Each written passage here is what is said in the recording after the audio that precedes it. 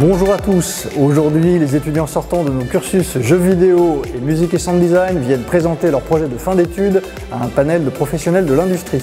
Cette année, nos étudiants présentent 11 jeux sur plusieurs plateformes, PC, Switch mobile ou encore réalité virtuelle. Découvrez avec nous cette édition 2022.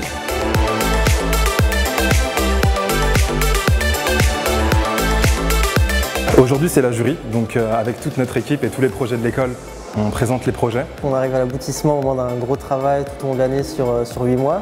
Et puis là en plus on présente à des professionnels aussi et qui ont vraiment jamais vu le jeu, donc on a des retours à chaud directement, donc ça c'est super intéressant. Et nous ça nous offre énormément d'opportunités de pouvoir discuter avec des mondes pros dans lesquels on n'aurait peut-être pas forcément eu l'occasion d'avoir un entretien. Une grande part de ma venue aujourd'hui c'était beaucoup de curiosité. Moi j'ai été vraiment intéressé de voir la réalisation des étudiants. Je ne savais pas quel jeu j'allais jouer et du coup je voulais découvrir ce qu'une école comme Isart propose en fin d'année. Si je devais retenir deux coups de cœur, je commencerais par Hide the Corps. Là, ce que j'aime là-dedans, c'est que c'est un jeu où le concept est hyper simple et compréhensible même par des gens qui n'ont jamais joué à un jeu vidéo. On est dans une chambre d'hôtel, on a tué quelqu'un, il faut cacher le cadavre. C'est très rigolo, ça part dans tous les sens, mais en même temps un jeu qui, je pense, est très twitchable et assez social en fait, parce qu'on peut jouer d'un côté, avoir ses amis à côté qui nous donnent des conseils. J'ai bien aimé l'expérience. Mon coup de cœur, c'est Overball Striker. C'était assez intéressant de voir en fait le produit entre un jeu de plateforme et un jeu de baston. C'était pas évident parce qu'un jeu comme ça, techniquement, c'est difficile à faire.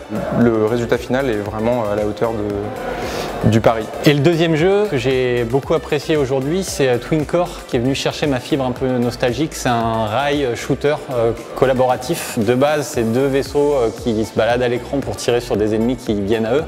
Mais le twist qu'ils ont apporté, puis c'est un des moments les plus mémorables que j'ai eu dans la journée, c'est qu'à un moment, ces deux vaisseaux fusionnent. Et d'un coup, un joueur contrôle le tir et l'autre contrôle le vaisseau. Il y a une vraie collaboration qui se met en place et ils ont réussi avec cette séquence-là. J'ai trouvé ça vraiment chouette, donc je les félicite aussi d'être venus me chercher grâce à ça. Il y a des jeux qui n'hésitent pas à un peu briser les genres et ça c'était vraiment très intéressant. Il y en a qui se concentrent beaucoup plus sur la partie contrôleur, d'autres sur les parties caméra. Moi ça m'intéresse énormément de pouvoir continuer à suivre l'évolution, voir comment l'école évolue aussi avec le temps, parce qu'il y a les technologies qui évoluent elles aussi, et de voir si après potentiellement, même dans l'industrie, au sein d'Asobo ou qu'importe l'entreprise où je serai plus tard, si jamais il y a des profils intéressants pour le recrutement. C'est très gratifiant, on a vraiment l'impression de commencer à rentrer en fait dans le corps du métier parce que c'est ce qui nous attend en septembre.